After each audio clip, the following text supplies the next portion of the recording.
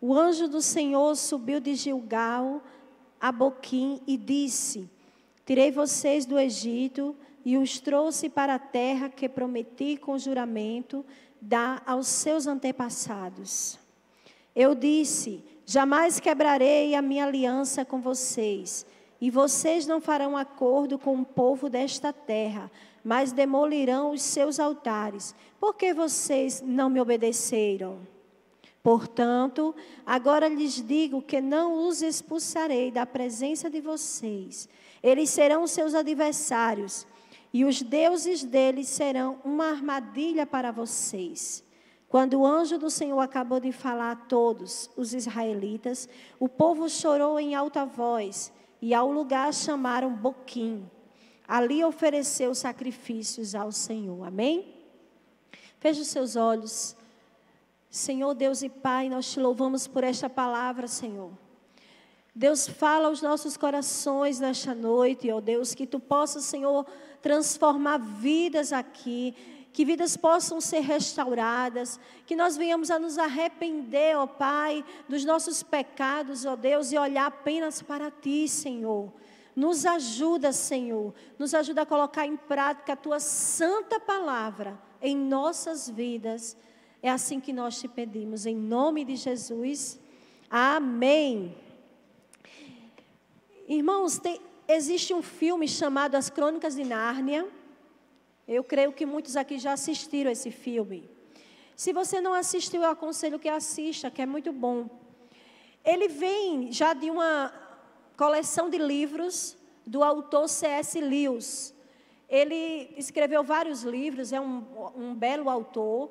E esse livro das Crônicas de Nárnia, que é o guarda-roupa, o leão e a feiticeira, é o nome. Ele foi feito um filme, uma sequência de filmes. E nesse filme retrata a história de 4 meninos, irmãos.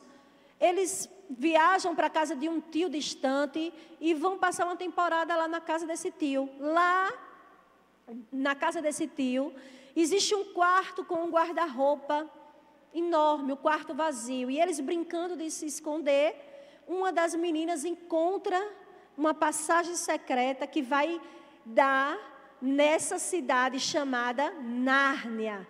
Um país belíssimo, de belas paisagens, um encanto. E aquela menina fica encantada, faz amizade com uma pessoa de lá, fica lá um tempo, depois volta e conta o que aconteceu.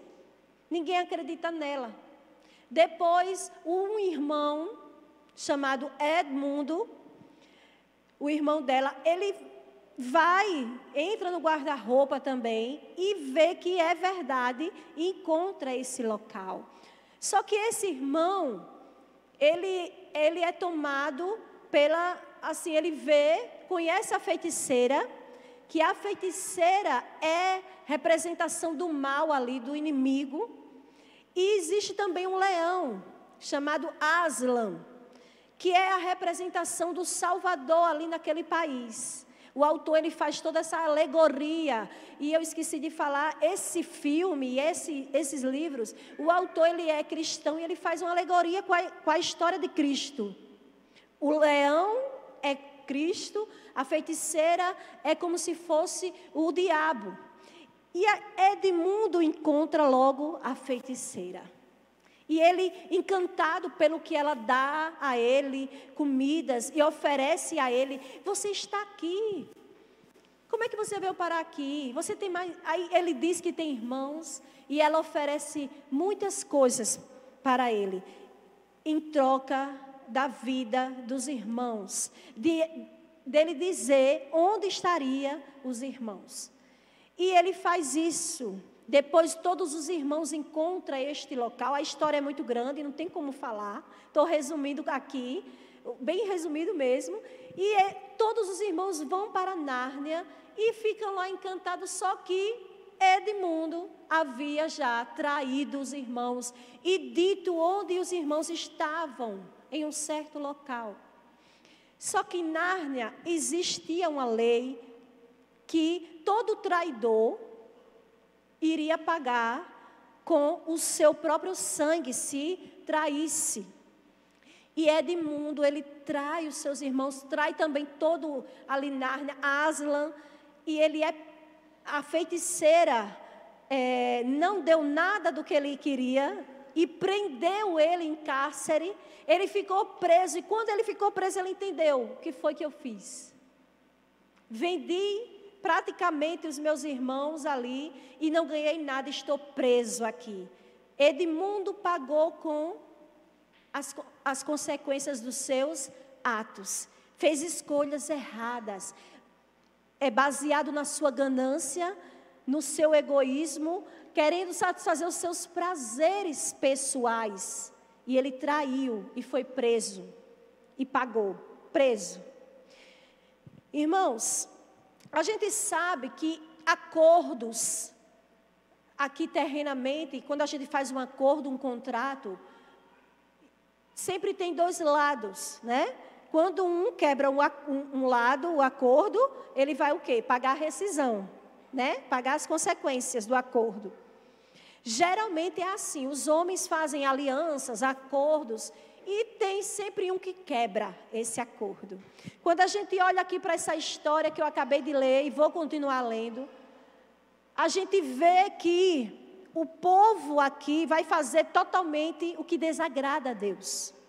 Mas aí eu trago o seguinte tema e a seguinte proposta para vocês: faça o oposto, faça diferente. Vamos repetir?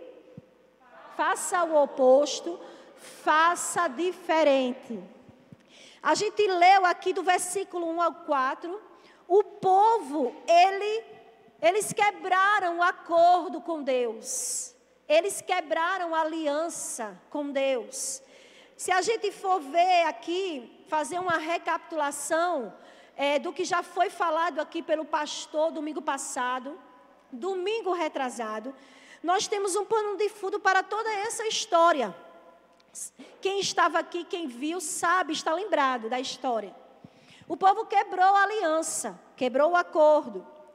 E quando a gente vê o capítulo 1 e o capítulo 2 de Juízes, é como se fosse uma introdução de toda a história que irá discorrer durante todo o livro de Juízes. Só que o autor, ele faz uma recapitulação ali da história.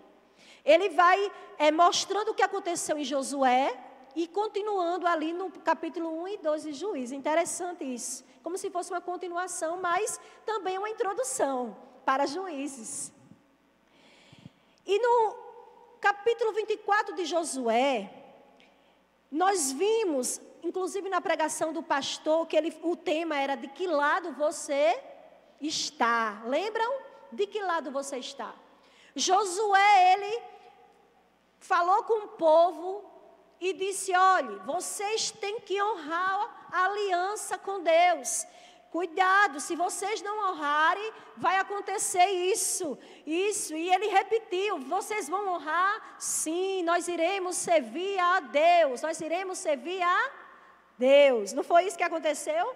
Só que a gente volta lá em Êxodo 34, versículo 12, e a gente vê que Moisés, lá no Monte Sinai, Deus já havia renovado a aliança com o povo, porque o povo havia também, estava ali, tinha pecado contra o Senhor, e Deus renova a aliança com o povo, e diz o seguinte: acautele-se para não fazer acordo com aqueles que vivem na terra para a qual vocês irão, pois eles se tornariam uma armadilha para vocês. Olha mesmo o aviso de Deus já lá.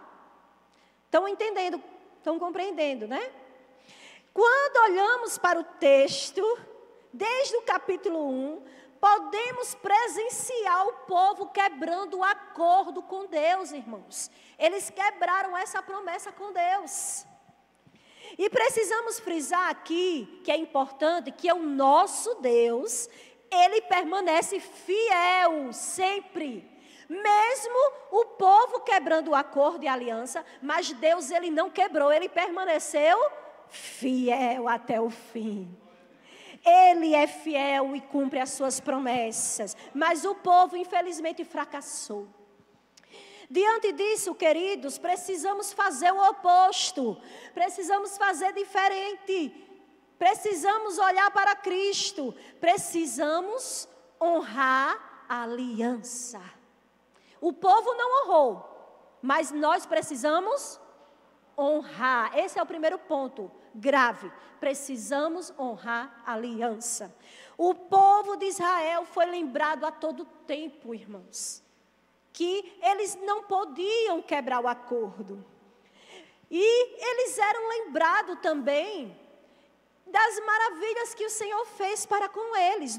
Do versículo 1 que a gente leu, diz o seguinte: do Egito vos fiz subir.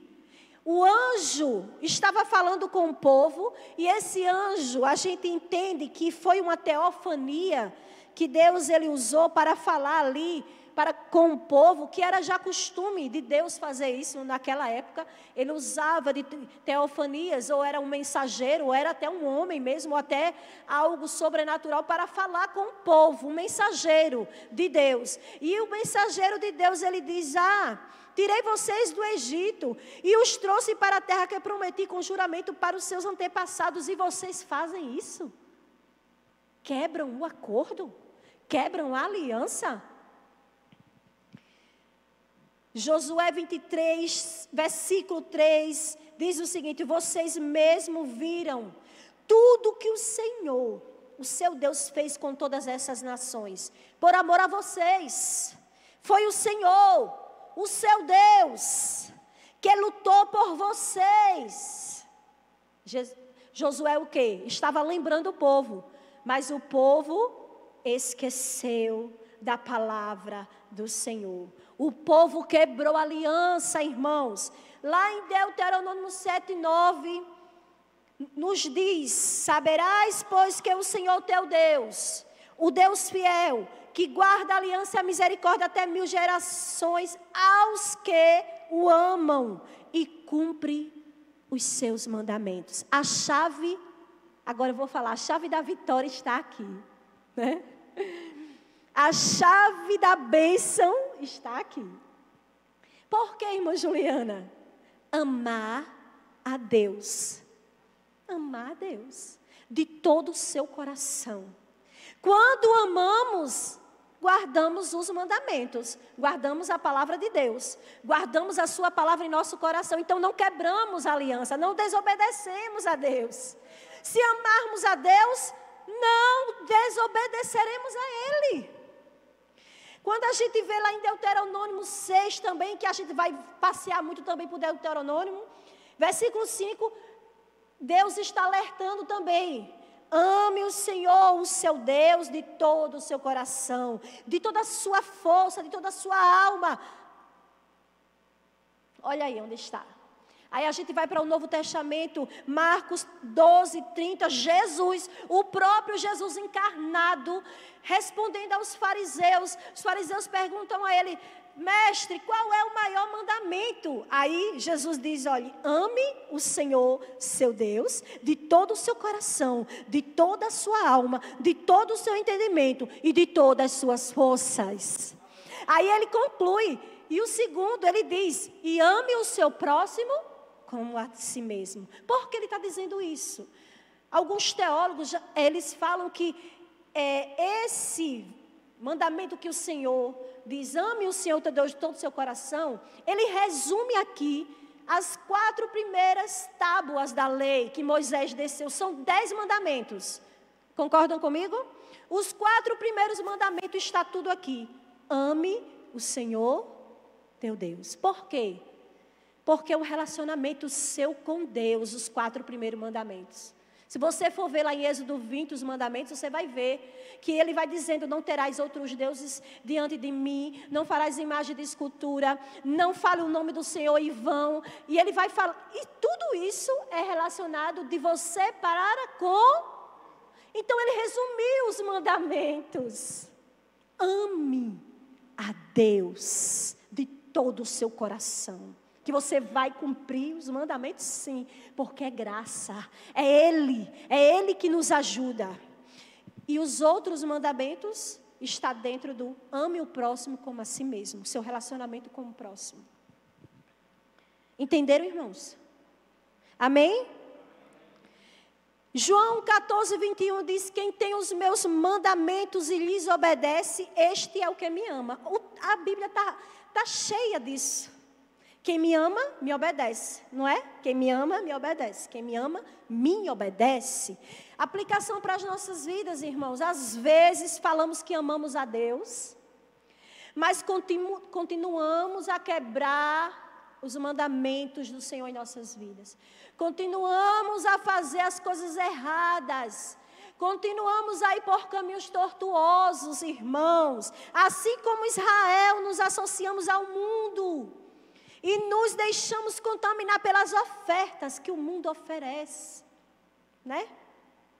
Amamos a Deus, mas estamos pecando contra Ele todos os dias. O que tem de mais, né, irmão? Depois eu vou no domingo na igreja e tudo está resolvido. Os israelitas fizeram um acordo com os cananeus ali e não derrubaram os altares ali dos Baalins. Qual foi o resultado? O texto nos diz, que eu li, o Senhor fala que não ia expulsar as nações inimigas e aquelas nações iam se tornar como armadilhas, os deuses deles iam ser armadilhas para com o povo. Olha aí o resultado da desobediência. Essas são as consequências, irmãos, quando nós escolhemos errado. Quando nós pensamos por nós mesmos, quando nós fazemos escolhas pensando no meu eu, no meu ego, na minha vontade, no meu prazer próprio, eu quero fazer isso de todo jeito e eu passo por cima da vontade de Deus e nem pergunto a Deus se é da vontade dEle. E muitas vezes está na cara que não é da vontade dEle, mas porque me traz prazer, eu faço. Está quebrando a aliança para com Deus. Será que nós amamos a Deus desse jeito, irmãos? Desobedecemos a Deus quando namoramos uma pessoa que não conhece a Deus. Julgo desigual, o Senhor, Ele não aprova. Desobedecemos a Deus, irmãos, quando nos associamos com aquele chefe que faz coisas ilícitas. E eu digo, não tem nada não. Eu vou ganhar mais, né? Vou ajudar minha família. Desobedecemos quando mentimos nas pequenas coisas. E dizemos, tem nada não. É só uma mentirinha, né? Desobedecemos quando nos prostituímos, olhando coisas na internet que desagradam a Deus. No celular, no computador. Desobedecemos a Deus, irmãos. Sejamos santos. O nosso Deus é santo e Ele não tolera pecado, Ele não tolera imundícia, Ele não tolera que você ande se contaminando com as coisas desse mundo. Vai chegar uma hora que Ele vai requerer, porque Ele não tolera pecado no meio do povo dEle. Ele quer uma igreja santa, pura, limpa, redimida. O que fazer então, irmã Juliana? Arrepender. Se humilhar diante de Deus. Rasgar não só as vestes visualmente, mas rasgar os corações diante do Senhor. Não só pranto, choro visível, mas o coração quebrantado é o que agrada a Deus. Oh Deus, se lembrarmos de Deus em nossas vidas todos os dias, se amarmos a Deus, não iremos desobedecer os seus mandamentos, irmãos. É lembrança, é lembrança. Lembrai-vos de Deus, lembrai-vos de Deus, lembrai-vos de Deus ao acordar, lembrai-vos de Deus ao deitar, lembrai-vos das misericórdias de Deus, da graça de Deus. O salmista, ele diz isso lá no Salmo 92, Senhor, eu te louvo, Senhor, eu te exalto, eu lembro das tuas misericórdias de manhã e de noite eu te glorifico, eu louvo, irmãos. Quando lembramos dele, não deixamos o pecado tomar conta das nossas vidas. Oh Deus, Cristo, Ele é a chave. Quando olhamos para Cristo. 2 Coríntios 5, 21 diz que preste atenção, Deus tornou pecado por nós aquele, quem? Jesus, que não tinha pecado, para que nele, em Cristo, nos tornássemos justiça de Deus. Pastor Renan Dias, ele comentando esse texto, ele diz: ao mesmo tempo, visto que a justiça foi feita contra o pecado, Deus, por sua graça e com amor, pôde nos receber, Ele nos recebeu e nos abençoar, uma vez que estamos cobertos com as vestes santas e justas de seu Filho amado. É graça. É graça sobre graça. Deus, Ele te cobriu das vestes santas, meu irmão. Você não precisa pecar. Você não precisa ficar pecando. Corre para os pés do Mestre, arrepende-se e se humilha. Segundo, precisamos repassar as palavras da lei. Versículos 6 ao 11, acompanhe comigo, por favor, na sua Bíblia, não feche a sua Bíblia. Depois que Josué despediu os israelitas, eles saíram para ocupar a terra, cada um a sua herança.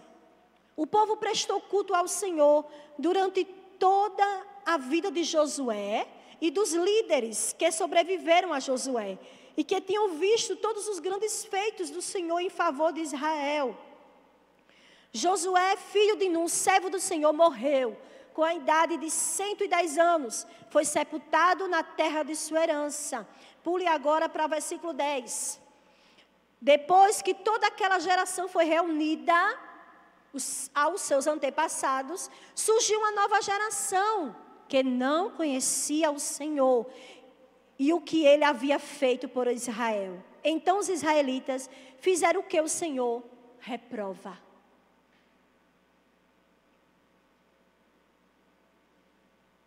Precisamos repassar as palavras da lei. Que palavras, irmã Juliana? Essas. Para quem? Precisamos ensinar a nossa geração. O texto nos mostra uma recapitulação a partir do versículo 6 da vida de Josué. Porque se a gente volta em Josué, a gente vê que lá já foi relatado que Josué morreu, não é isso? No capítulo 24, no finalzinho do capítulo, né? E Josué morreu, tal. Só que aqui ele faz uma recapitulação, que Josué havia morrido e todos os anciões da sua época tinham também morrido. E ficou o quê? Uma nova geração. Aí no versículo 10, irmãos, a gente vê que diz assim, ó, surgiu uma nova geração que não conhecia o Senhor e o que Ele havia feito.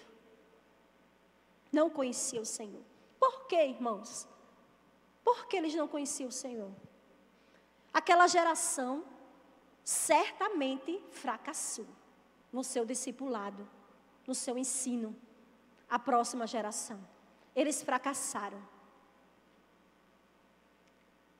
Quando a gente volta novamente para Deuteronômio, a gente vê que eles não cumpriram o que Deus havia falado com eles.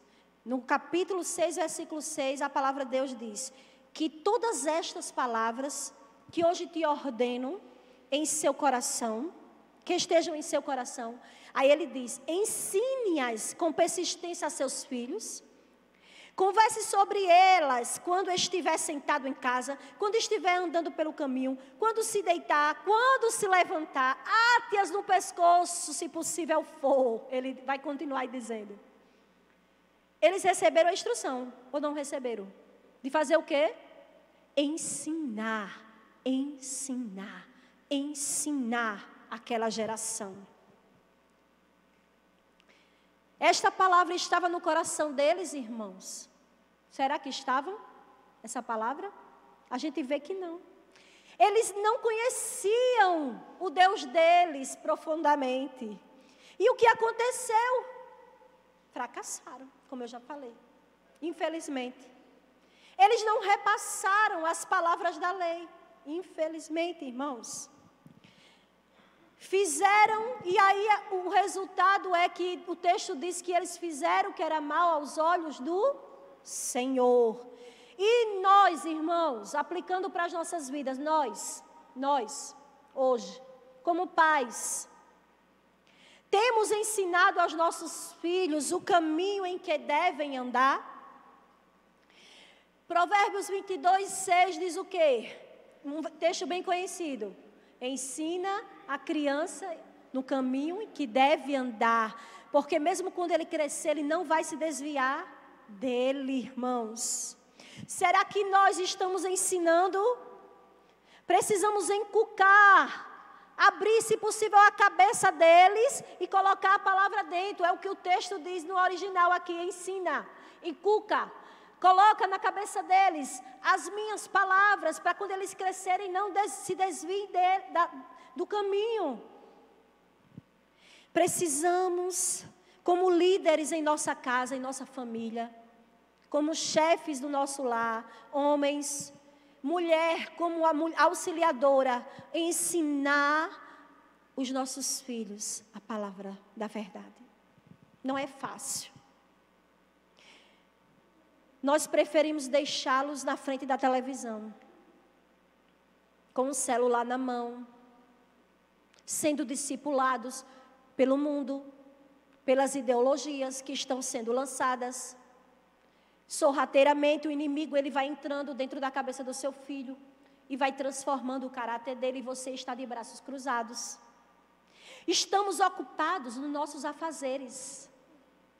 Temos muita coisa para fazer, trabalho, estudo, casa para limpar, casa para arrumar, roupa para lavar. Depois eu ensino.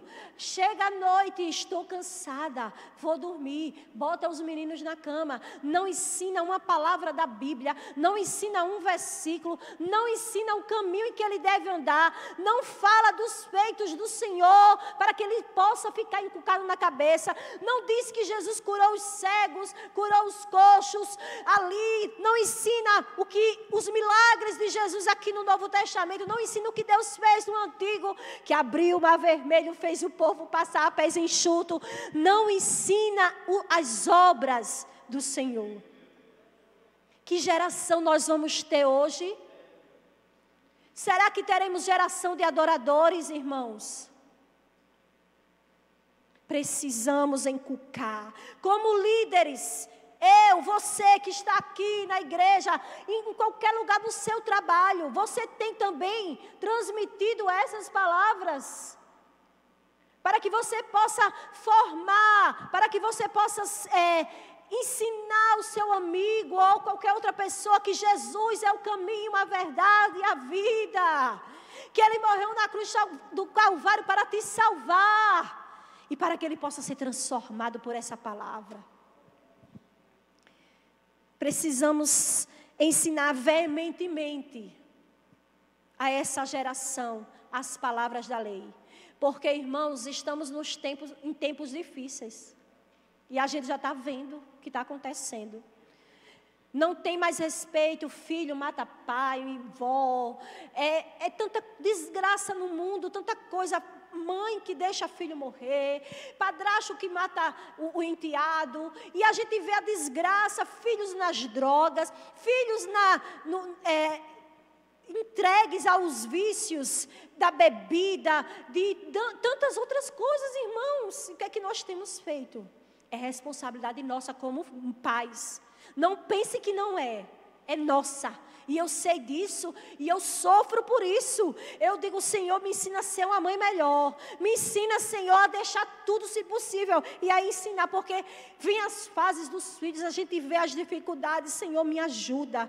Peça ajuda ao Senhor. Ele vai te dar sabedoria. Não importa a idade que ele está. Não desista dele. Lute, ore, clame, pregue. Diga que Deus é Deus. Diga que Deus é Senhor. Não desista dessa geração, irmãos. Tanta coisa vem acontecendo. Terceiro, precisamos abandonar toda idolatria. Terceiro ponto, precisamos abandonar a idolatria. Nos versículos 12 e 17 relata justamente isso.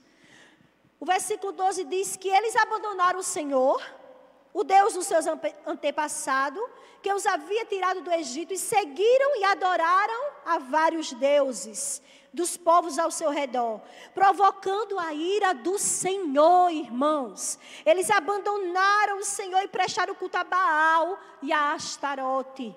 A ira do Senhor se acendeu contra Israel e ele os entregou nas mãos dos invasores que os saquearam.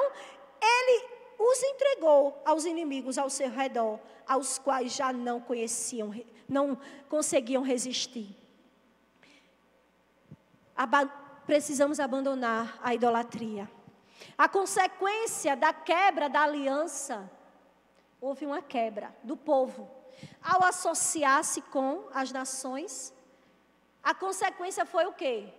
Os deuses estranhos do povo cananeu, que seria como armadilha para com o povo. O povo não quebrou os altares. Deixou lá, tem nada não, deixa aqui, tão bonitinho, né? Tão bonitinho esses altares, vamos deixar. Deixaram. O que aconteceu? Eles começaram a adorar os deuses estranhos também. Eles adoravam os deuses, eles buscavam nos deuses estranhos. E a gente vê, irmãos, que a idolatria, ela toma conta de nossas vidas também. E o que é a idolatria? Tudo aquilo que toma o lugar de Deus na sua vida. A gente olha lá para Êxodo 23, nos mandamentos. O primeiro mandamento, que é relacionado a Deus, diz o quê? Não terá outros deuses diante de mim. Deus proibiu a idolatria, ou seja, a adoração a outros deuses. O povo já vinha adorando a outros deuses.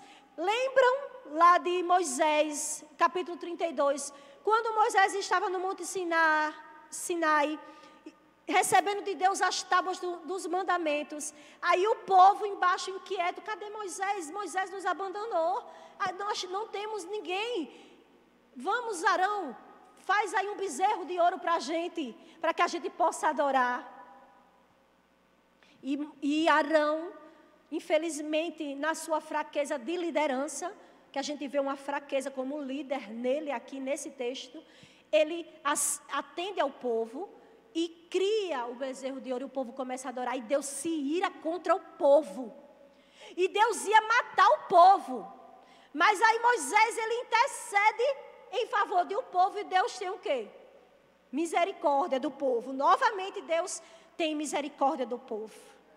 Irmãos, o povo profanou o nome do Senhor e adorou a outros deuses. Na verdade, eles não confiaram em Deus, irmãos. Quando nós adoramos a outros deuses, eu adoro esse microfone, ele é lindo. Eu estou dizendo que eu não confio no meu Deus. Quando eu digo que eu adoro o dinheiro, eu vivo pelo dinheiro, eu mato e morro pelo dinheiro, eu me mato de trabalhar pelo dinheiro, esqueço de buscar a Deus. O meu Deus é o dinheiro. Lá naquela época, os cananeus tinham vários deuses. Por exemplo, tinha um chamado El, era a deidade cananeia suprema, um deus do prazer desenfreado. Baal era o filho desse deus, era o sucessor de El. E ele era o deus do céu, ele era um fazendeiro, e era o deus da chuva e das tempestades. Astarote era o deus, a padroeira do sexo e da guerra. Preste atenção, o povo estava confiando nesses deuses para suprir as suas necessidades. Eles confiaram em quem? Em Baal, para prosperar a sua plantação. Confiaram em deusa Astarote para vencer as guerras. Aí sabe o que Deus faz? No versículo 14, você vai ver. A ira do Senhor se acendeu contra Israel. E eles perdiam as guerras, irmãos. Não ganhavam. Deus fez com que eles perdessem tudo. Foi tudo saqueado. Sabe por quê? Sabe por quê, irmãos? Era como se Deus estivesse dizendo: não vão me adorar, então agora eu vou permitir que vocês não vençam e que não tenham o que plantou, porque não confiaram em mim. Confiança em Deus. Confiar em Deus é entregar sua vida nas mãos do Senhor. Deus não aceita dividir a sua glória com outro. Quem são os seus deuses, irmãos? Quem são o meu Deus? Quem é o meu Deus? Quem é o teu Deus neste momento? Na tua vida que está tomando o lugar de Deus.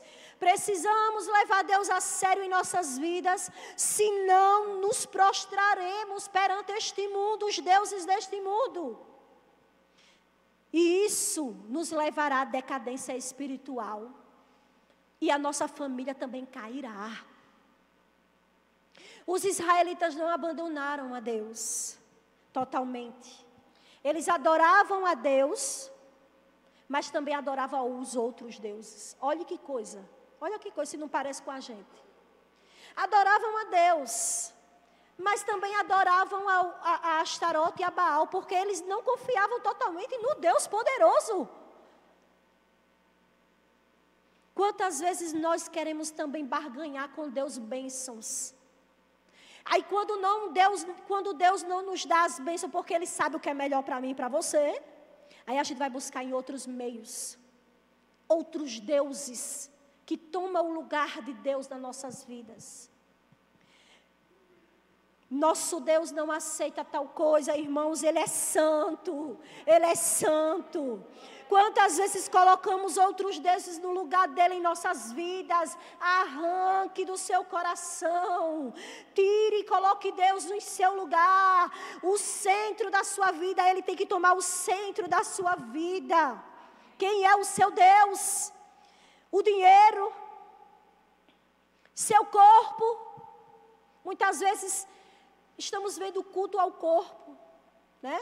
A gente sabe que a gente precisa cuidar do nosso corpo, fazer uma academia, uma caminhada, como você achar melhor, que é válido. E eu estou precisando também disso, muito. Mas a gente está vendo culto ao corpo. Eu quero ficar igual a fulana, ciclana. Meu corpo tem que ficar perfeito, isso, aquilo lá. Eu vou fazer isso, vou mudar isso, vou tirar isso. Irmãos, é uma loucura desenfreada. Uma busca desenfreada pela satisfação pessoal na frente do espelho. E muitas vezes essa satisfação não agrada a Deus.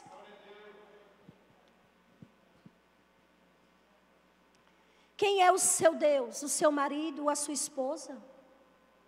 Você coloca ele no pedestal. Seus filhos, deuses são tudo aquilo que toma o lugar de Deus na sua vida. As minhas necessidades não podem dominar a minha vida. Eu não consegui um emprego. Até agora vou procurar fulano para conseguir daquele jeitinho brasileiro. Falta de confiança no Senhor. Meu esposo e esposa não me procuram como eu devia, como eu queria. Então eu vou procurar na internet e na pornografia para me satisfazer. O prazer é o seu Deus? O prazer é o seu Deus? O sexo é o seu Deus? Estamos vivendo numa época de idolatrias. Há homens estão colocando homens no lugar de Deus, idolatrando homens. Deus não aceita dividir a glória dele com o outro. Somos egoístas, irmãos, orgulhosos e buscamos satisfação plena, felicidade. Aí vem um descontentamento. Aí Pedro, ele diz lá na sua primeira carta, capítulo 5, versículo 7, lançando sobre ele toda a vossa ansiedade, porque ele tem cuidado de vós. Deus cuida da tua vida e das tuas necessidades. Então entrega a tua vida a Ele. Tira todos os ídolos que está dentro do teu coração. Calvino, ele diz uma frase interessante: nossos corações são fábricas de deuses. Nós precisamos todos os dias já acordar e dizer: eu vou matar esse Deus aqui que está querendo tomando o lugar de Deus. Quando eu for dormir, Senhor, me perdoa, porque eu não te coloquei como prioridade na minha vida. Me perdoa, Senhor, me perdoa. Quando nos arrependemos, Deus, Ele usa de misericórdia. No versículo 16, então o Senhor levantou juízes que os libertaram das mãos daqueles que os atacavam. Deus usou de misericórdia para com o povo ou não usou? Usou. Mas aí a gente vai para o quarto ponto. Precisamos ser fiéis a Deus em todo o tempo. Por quê? O povo não foi. A gente tem que fazer o oposto. Quando a gente vê aqui nos versículos seguintes, no versículo 17, a gente vê que mesmo assim, eles não quiseram ouvir os juízes. Olha mesmo, Deus teve misericórdia, levantou os juízes, e eles não quiseram dar ouvido aos juízes. E eles continuaram se prostituindo com outros deuses e adorando a outros deuses. Ao contrário do que fizeram os seus antepassados. Irmãos, precisamos ser diferente do povo de Israel.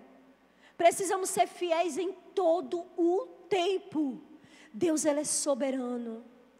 E Ele está no controle da história, da sua vida e da minha vida. Assim como Ele estava aqui no controle, viu? Ele não estava fora não, Ele estava no controle. Ele é soberano. Ele estava usando de misericórdia, mas aí o povo não se arrependia. Aí Ele usava de justiça, usando as nações inimigas para disciplinar o povo. Deus, Ele guarda os seus remanescentes fiéis. Quando a gente vê no versículo 20, eles quebraram a minha aliança. Deus, Ele fala: por isso a ira do Senhor acendeu-se contra Israel. E Ele disse: como este povo violou a aliança que fiz com os seus antepassados e não tem ouvido a minha voz, não expulsarei de diante dele nenhuma das nações que Josué deixou quando morreu. Deus agiu com justiça, porque o povo não foi fiel a Deus em todo o tempo. Você quer que Deus, Ele haja com justiça na sua vida, por conta da sua infidelidade a Deus?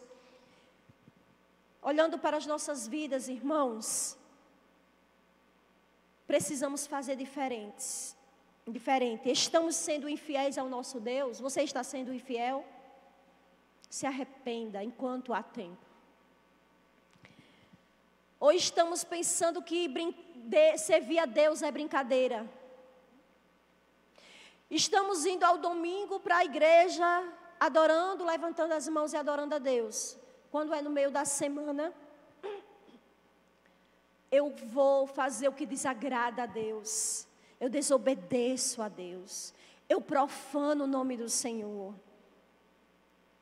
Quando é no outro domingo, eu venho novamente e me arrependo. Aí na semana vou para meio perto dos meus amigos, no trabalho, e vou junto com a galera fazendo coisas que desagradam a Deus, irmãos. Muitas vezes mentindo, fofocando, adulterando, valorizando mais outras coisas do que o próprio Deus na sua vida. Estamos sendo fiéis a Deus dessa forma, irmãos? Deus, Ele é santo e Ele não compactua com o pecado mais uma vez. Ele quer uma igreja santa e redimida, uma igreja fiel. Por isso que Ele preservou o povo de Israel, por misericórdia e graça. E os remanescentes, eles se arrependeram. E você vai se arrepender dos seus pecados? Nós iremos nos arrepender e permanecer fiéis a Deus. Gálatas 6:7 diz o seguinte: não se deixe enganar, de Deus não se zomba, pois o que o homem semear, isso também colherá. Isaías 58, falando sobre o jejum, a verdadeira adoração a Deus. Isaías, ele fala: pois dia a dia me procuram, Isaías falando, parecem desejosos de conhecer os meus caminhos, como se fosse uma nação que faz o que é direito e que não abandonou os mandamentos do seu Deus. Pedem decisões justas e parecem desejosos de que Deus se aproxime deles. Aí dizem: por que jejuamos? Dizem: e não viste, Senhor? Por que nos humilhamos e não reparastes? Contudo, no dia do seu jejum, vocês fazem o que é do agrado somente de vocês e não de Deus. Irmãos, é sério. Deus não habita em templo caiado, por fora apenas. Ele habita em templo limpo, santo. Estamos sim, com uma aparência, levantando a mão, adorando. E quando a gente sai por aquelas portas, o povo nem sabe que eu sou crente, que eu sirvo a este Deus. Não dou testemunho desse Deus poderoso. Precisamos ser fiéis em todo o tempo. Terminando, irmãos, quando quebramos o acordo ou regra, sofremos as consequências. Não é verdade? O povo sofreu ou não sofreu? Sofreu. Quando a gente volta para o filme Nárnia, que eu comecei a contar, Edmundo foi preso, consequência do seu erro, que ele errou. Ele quebrou uma lei, a lei foi quebrada. E ele foi preso ali, só que Aslan, o Salvador, manda resgatar Edmundo, salva Edmundo e todos ficam ali felizes. Só que a feiticeira, ela vai ao encontro de Aslan e diz, eu quero ele de volta, porque o sangue dele é meu, porque ele errou, ele traiu, e todo traidor aqui em Nárnia tem que morrer. Aí sabe o que Aslan faz? Diz assim: não, ele não vai, quem vai sou eu no lugar dele. E Aslan se entrega e morre no lugar de Edmundo, para que todos vivam. Quando a gente olha para Cristo, Cristo fez o que, irmãos, por nós na cruz do Calvário? A mesma coisa. Ele pagou os meus e os seus pecados na cruz do Calvário. A ira que era destinada à sua vida e à minha vida caiu sobre Jesus Cristo. Quando Deus olha para mim, Ele não me vê. Ele não vê os meus pecados, Ele vê Jesus, Ele vê Cristo. Porque Ele pagou os nossos pecados na cruz, do passado, do presente e do futuro. Então você tem livre acesso a Ele para buscá-lo, adorá-lo, se arrepender dos seus pecados enquanto ainda é tempo, porque Ele está às portas. E isso eu quero dizer, irmãos, tudo isso aqui que eu falei de obedecer os mandamentos, mas aí você pode dizer: mas irmã Juliana, Cristo, Ele não já pagou toda a lei? Existe o seguinte: todo aquele, eu não estou dizendo que você tem que obedecer para que você seja salvo. Você não vai ser salvo pelas suas obras, porque você obedeceu, não. Você obedece porque você é salvo. Eu sou salvo, então eu vou obedecer aos mandamentos. Isso é uma marca de todo crente, todo cristão. É a consequência da salvação. Então, se eu amo a Deus, se eu sou salvo pela graça dEle, eu vou obedecer e andar em seus caminhos, irmãos, para todo sempre, porque foi pago na cruz, o alto preço foi pago para toda a eternidade. Você agora é livre em Cristo, Jesus. Então busque a santidade. Isso é santidade, é progressão. Você tem que buscar todos os dias. É a luta do Espírito contra a carne. Nós somos a igreja santa de Cristo, o remanescente fiel, e Ele virá buscar a sua igreja, irmão, santa. Louvado seja o nome do Senhor. Que nós possamos nos entregar, olhar para Cristo. João 19:30 diz: tendo-o provado, Jesus disse: está consumado. Tetelestai, foi pago o preço pela sua vida, foi pago.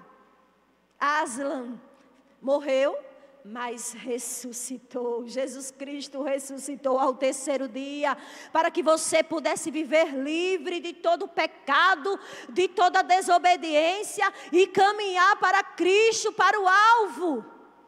Amém, irmãos? É difícil esse texto, né? É difícil esse texto aqui, viu, irmão? Mas Deus, eu tenho certeza que falou com a sua vida, amém? Fazer o oposto. Porque quando eu olhei para o texto aqui, eu disse: meu Deus, o que é que eu vou falar? Se está falando só coisa errada, né? Aí, fazer diferente do povo. Somos redimidos pelo Senhor Jesus Cristo. Então, somos diferentes. Amém? Que Deus possa abençoar a sua vida nesta noite.